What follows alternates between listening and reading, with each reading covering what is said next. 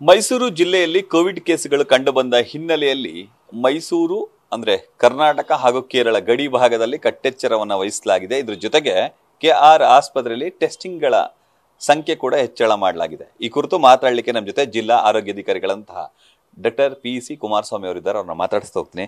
Sir, ಸಾಕಷ್ಟು ಕೇಸ್ಗಳು ಕೇರಳದಲ್ಲಿ ಅಧಿಕವಾಗಿ ಕಂಡು ಬರ್ತಿದೆ. ಕೇರಳಕ್ಕೆ ಹೊಂದಿಕೊಂಡಂತೆ ಮೈಸೂರು ಕೂಡ ಇದೆ. ಹೀಗಾಗಿ ಗಡಿ ಭಾಗದಲ್ಲಿ ಏನಾದರೂ ಕಟ್ಟೆಚ್ಚರ ಏನಾಗಿದೆ?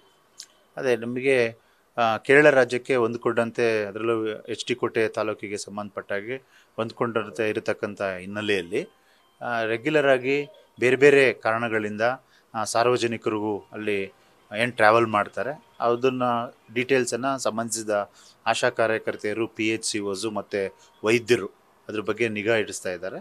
ಮತ್ತು ಅಲ್ಲಿಗೆ ಹೋಗಿ ಬಂದ ನಂತರ ಅವ್ರಿಗೆ ಯಾವುದೇ ರೀತಿಯಾದ ಸಿಂಪ್ಟಮ್ಸ್ ಇದ್ದರೆ, ಕೋವಿಡ್ ಏನು ರೋಗ ಲಕ್ಷಣಗಳು ಆ ಥರದ್ದಿದ್ದರೆ ಅದರಲ್ಲೂ ನಾವು ಮುಂದುವರೆದು ಈಗ ಇರತಕ್ಕಂಥ ಗೈಡ್ಲೈನ್ಸ್ ಪ್ರಕಾರ only SARI cases, severe acute respiratory infections ಇರತಕ್ಕಂಥವ್ರಿಗೆ ಅಷ್ಟೇ ನಾವು RT-PCR ಟೆಸ್ಟ್ಗಳನ್ನು ಮಾಡ್ತಕ್ಕಂಥದ್ದು. ಅದಕ್ಕೆ ನಾವು ಕೇಂದ್ರೀಕೃತ ಮಾಡಿಕೊಂಡು ಟೆಸ್ಟನ್ನು ಮಾಡ್ತಾಯಿದ್ದೀವಿ.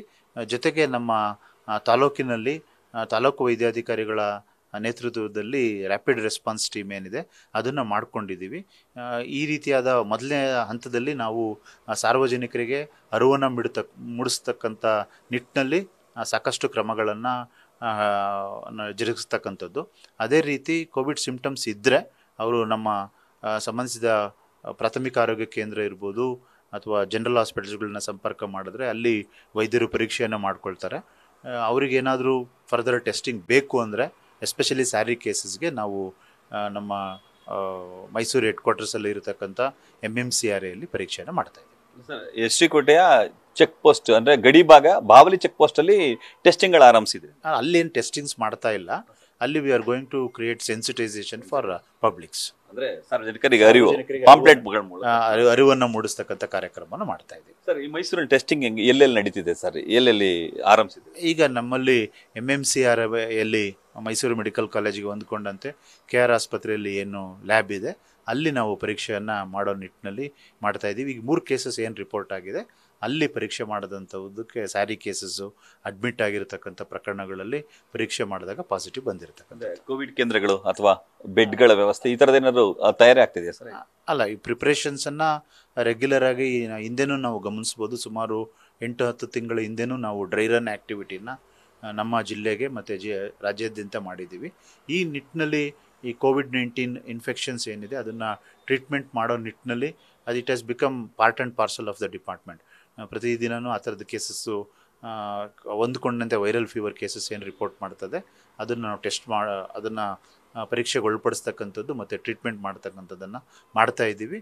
ಎಲ್ಲ ಸನ್ನದ್ಧನೂ ನಾವು ಮಾಡ್ಕೊಂಡಿದ್ದೀವಿ. ಅಂದರೆ ಕೇಸ್ಗಳ ಸಂಖ್ಯೆ ಹೆಚ್ಚಳ ಆದಾಗ ಬೆಡ್ ಹೆಚ್ಚಳ ಆದಾಗ ಡೆಫಿನೆಟ್ಲಿ ನಾವು ಬ್ರೇಕಪ್ ಮಾಡಿಕೊಂಡು ಯಾವ ಏರಿಯಾದಲ್ಲಿ ಬರ್ತದೆ ಅಂಥ ಸಂದರ್ಭದಲ್ಲಿ ಅಲ್ಲಿ CHCs ಇರ್ಬೋದು ಅಥವಾ ಜನರಲ್ ಹಾಸ್ಪಿಟಲ್ಸ್ ಇರ್ಬೋದು, ಈವನ್ ಡಿಸ್ಟ್ರಿಕ್ಟ್ ಹಾಸ್ಪಿಟಲ್, KR ಹಾಸ್ಪಿಟಲಲ್ಲಿ ಅದಕ್ಕೆ ಪ್ರತ್ಯೇಕವಾಗಿ ನಾವು ಬೆಡ್ಗಳನ್ನ ಗುರುತು ಮಾಡಿಸಿ ಮಾಡ್ತಕ್ಕಂಥ ಒಂದು ಪ್ರಿಪ್ರೇಷನ್ಸ್ನ ಮಾಡ್ಕೊತೀವಿ. Thank you sir.